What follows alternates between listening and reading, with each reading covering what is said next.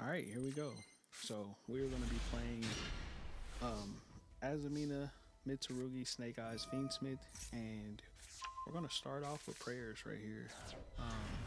We're going to summon our Diabell starter, try to set up the Azamina plays, and my opponent's going to infinite impermanence. So I actually love having Diabell start to kind of start the plays off because it'll bait out an interruption, and if there is no initial interruption, then they will give me an Omni negate to kind of give me some sense of security when making my plays. So we'll go ahead and bait out an infinite impermanence, and we're just going to go ahead and start making our Mitsurugi plays.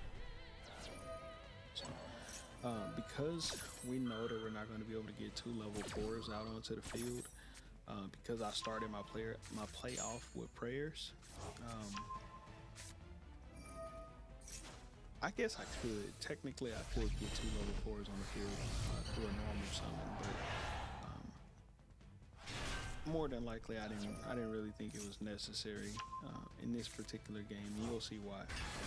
And I'm kind of glad that I went the way that I went because he has Nibiru. So if I did start putting level 4s on the field, I would have just gotten my field wiped anyways. It was almost like I sensed it. Like I just sensed Nibiru.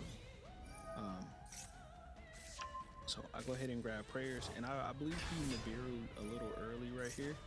We're gonna go ahead and activate mirror. Go ahead and summon out that Mirakuma. What he should have done was he should have waited until after I did all the tributing effects for all my monsters first and then activated it. I know it gives me advantage, but the only cards I could really grab would have been either prayers or the trap, or one of the stellar traps or whatever to actually like make a play on his turn.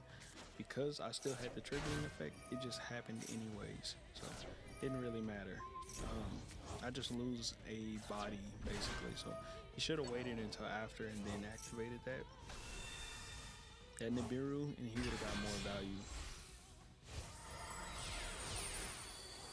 So I go ahead and go into DDD Wave King High Caesar,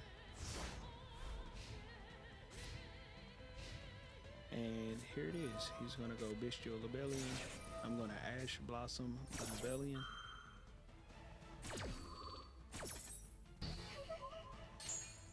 And I have a lot of interruptions, by the way. You're going to see all of them. So we're going to activate prayers to summon Mirakumo to wipe this one monster that he put on the field off. It's only because Centurions can do a lot, and I just don't want him to get any kind of momentum. So I'm going to just go ahead and get rid of this. I'm going to activate Requiem to summon Lacrima. And then Lacrima is going to send a trap for us. There we go. So we send Fiendsmith in Paradise. He's going to activate this spell card right here. We're going to force him to negate his last card to get that effect to resolve. And then right here, he's going to special summon out this card, and it's going to add a Centurion, which is bad for him because of what we got in our hand. And then we're going to use the trap to actually send Desiree so we can get that card off the field. And because he added this field spell to his hand, basically Droll and Lockbird is now active, winning us the game. I mean, there's nothing else he can do. Now, I don't know what the field spell actually does. He added it, so it must have been important. For this card to activate, let's see what it does. During your main phase, if this card was activated this turn, you could send 1 card from your hand to the graveyard, place 1 Centurion monster from your deck. Okay, if a monster is special summon immediate, this card wouldn't have done anything. So him adding this, I don't know. I don't know the play here. Maybe he was. I don't understand how this deck works fully. Maybe he links this off or something. But I don't think this field spell actually gets an effect. Either way it goes, if I'm being honest, I don't think it does anything because he doesn't have a card in his hand when he summons this.